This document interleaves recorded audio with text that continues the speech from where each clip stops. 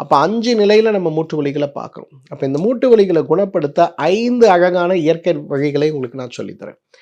முதலாவது ரொம்ப சிம்பிளானது, என்னோட ஆல் டைம் ஃபேவரட் எதுன்னு கேட்டிங்கன்னா, சீந்தில் கொடி சுக்கு கடுக்காய் கஷாயங்க.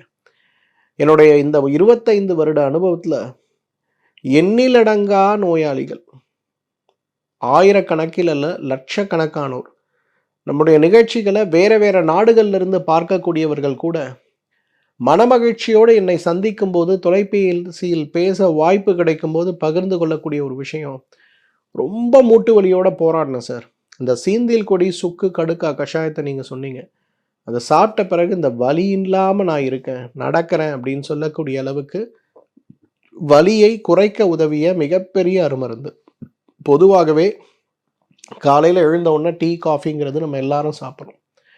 இந்த டீ காஃபி சாப்பிட்றது ஒரு பழக்கம் இருக்கும்போது அதெல்லாம் ஒதுக்கி வச்சுட்டு, இன்றைக்கி நீங்கள் ஃபஸ்ட்டு ஸ்டேஜில் அல்லது 5th ஸ்டேஜில் எந்த ஸ்டேஜில் இருக்கக்கூடிய மூட்டு நோயாளியாக இருந்தாலும் கூட ஒரு 300 மில்லி தண்ணீர் எடுங்க. அதில் ஒரு ஸ்பூன் சுக்கு, ஒரு ஸ்பூன் கடுக்கா, ஒரு ஸ்பூன் சீந்தில் கொடி, நாட்டு மருந்து கடையிலேருந்து இந்த பொடியை வாங்கிட்டு நல்லா டீ மாதிரி கொதிக்க வைங்க. வடிகட்டி எடுக்கக்கூடிய இந்த சீந்தில் கொடி சுக்கு கடுக்கா கஷாயத்தை காலை ஒரு வேளை, மாலை ஒரு வேளை உணவுக்கு முன்பு சாப்பிடுங்க.